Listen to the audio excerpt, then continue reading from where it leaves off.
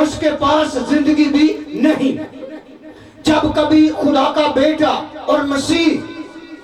جب ہماری فائلوں کے اوپر لکھا ہوتا ہے تو ہمارے نوجوان بیٹیاں اور بیٹے آفس میں اس فائل کو لے کر جاتے ہیں تو جتنے مذہبی حکمران ہوتے ہیں جب لکھا ہوتا ہے کہ اس کے اوپر لکھا ہے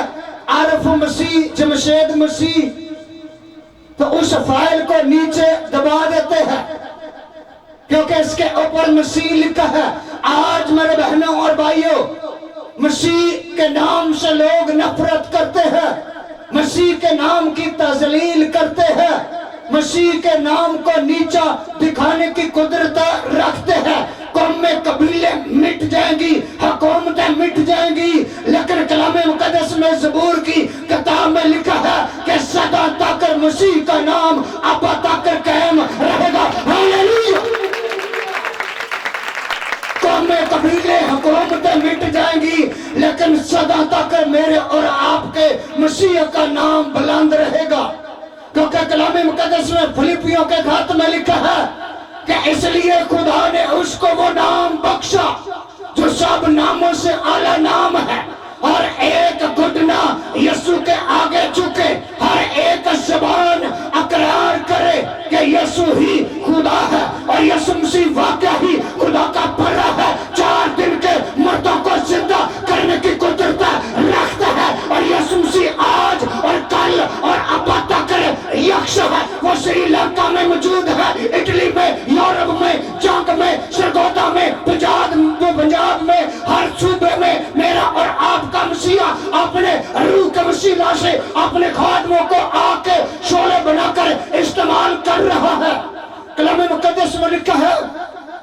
کہ وہ اپنے فرشتوں کو ہوائیں اور اپنے خادموں کو آگ کے شعلے بنا کر استعمال کرتا ہے۔ مسیح کو سبھی لوگ جانتے ہیں لیکن مسیح کی پہچان کرنے والے کم لوگ ہیں۔ جب تک میں اور آپ خداوند کی حضوری میں آنسو نہیں بہاتے، دل سے گریہ زاری نہیں کرتے تو ہمارا اور آپ کا خدا ہمیں پیار نہیں کرتا۔ جب آنسو بہائیں گے، گریہ زاری کریں گے، روزہ رکھیں گے، دعا کریں گے، اس کے آگے گھنٹہ گھنٹہ دعا میں وقت گزاریں گے۔ دعا اور روزہ وہ چیز ہے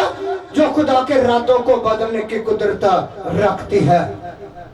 میری اور آپ کی دعا کے وسیلہ سے سامان بند ہو جاتے ہیں۔ کلام مقدس میں لکھا ہے کہ راست باز کی دعا سے بہت کچھ ہو سکتا ہے۔ میرے بہنوں اور بھائیوں، نینوہ شہر کے لوگوں نے 3 دن روزہ رکھا، خداوند کی حضوری میں گرے رہے، خاک ساری کے ساتھ گریہ زاری کی، اور خداوند کو کہا کہ اے یسوع تو ہمیں بچانے والا ہے، تیرے بندہ یونا کے کلام کو ہم نے سن لیا ہے، تیری گواہی کو ہم نے سن لیا ہے، ہم تجھ پر ایمان رکھتے ہیں، جو تو آفت اس شہر پر لانا چاہتا ہے، ہم تیرے آگے گریہ زاری کرتے ہیں، آنسو بہاتے ہیں، ہم روزہ رکھتے ہیں تو اس غضب کو ڈال دے۔ ہم آنسو بہاتے ہیں، روزہ رکھتے ہیں، گریہ زاری کرتے ہیں، آپ کے سامنے جھکتے ہیں۔ 3 دن لکھا کہ بھوکے پیاسے لوگ خداوند کی حضوری میں پڑے رہے، اپنے خدا کو مناتے رہے، گریہ زاری کرتے رہے، اور میرا اور آپ کا ان لوگوں کا رونا چلانا خداوند کو پسند آیا، اور خدا نے اپنے ارادے کو، اپنے غضب کو بدل دیا۔ اور لکھا ہے کہ خدا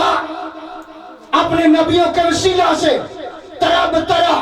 کلام کرتا رہا۔ دنیا کے آخر پہ اس نے اپنے بیٹے یسوع مسیح کو ہمارے لیے بھیجا۔ خدا نے روئے زمین پر نگاہ کی تو دنیا کے اندر بدی بڑھتی جاتی تھی، اس بدی کو روکنے والا کوئی نہیں تھا، کوئی ہماری نجات کا کفارہ نہیں تھا، لیکن سبھی نبی آتے رہے، امتیں آتی رہی، لیکن گواہی دیتے رہے، لیکن جان کا نذرانہ دینے کے لیے میرے بہنوں اور بھائیوں اپنا خون دینے کے لیے کسی مائی کے لال کی جرت نہیں تھی کہ کوئی اپنا خون بہا کر آدم نے جو گناہ باغ عدن کے اندر کیا تھا اس گناہ کے کفارے کے لیے میرے اور آپ کے مسیح نے اپنی جان کا نذرانہ دیا۔ اور کہا کہ خدا نے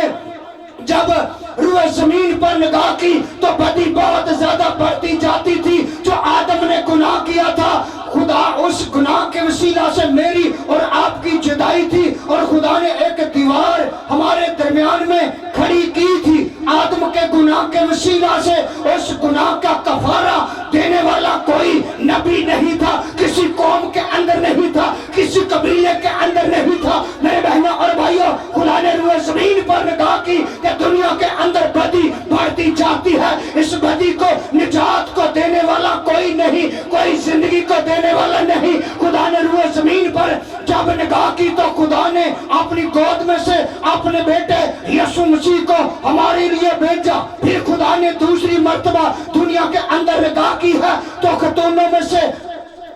ایک خاتون مقدسہ جو نازرت کی تھی، اس پر خدا نے نگاہ کی ہے۔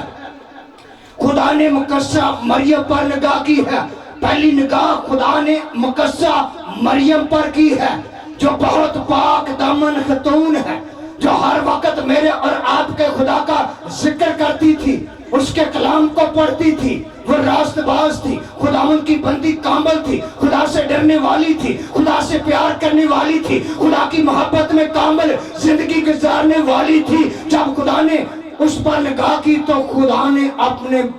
فرشتہ کو اس کے اوپر اس کے سامنے بھیجا، آ کر کہنے لگا کہ سلام تجھ کو جس پر فضل ہوا ہے، کیونکہ میں جبرائیل ہوں، خداوند کے حضور میں کھڑا رہتا ہوں۔ جب کبھی وہ مجھے حکم دیتا ہے تو جس کے پاس بھیجتا ہے میں اس کے پاس جاتا ہوں۔ مقدسہ مریم کو آ کر اس نے سلام کیا اور کہنے لگا کہ سلام تجھ کو جس پر فضل ہوا ہے، کیونکہ تو ایک بیٹا جنے گی، اس کا نام یسوع رکھنا، کیونکہ وہی اپنے لوگوں کو ان کے گناہوں سے نجات دے گا، جس کا نام عجیب مشیر خدائے قادر، ابدیت کا باپ اور سلامتی کا شہزادہ ہے۔ اور اس بیٹے نے جب اس دنیا کے اندر پیدائش لی تو اپنی ماں کے پیٹ کے اندر پڑنے سے پہلے اس کو گالیاں برداشت کرنی پڑی، لیکن اس کے ماں باپ نے کی۔ آج کا کوئی شوہر ہوتا تو اپنی بیوی کو چھوڑ دیتا،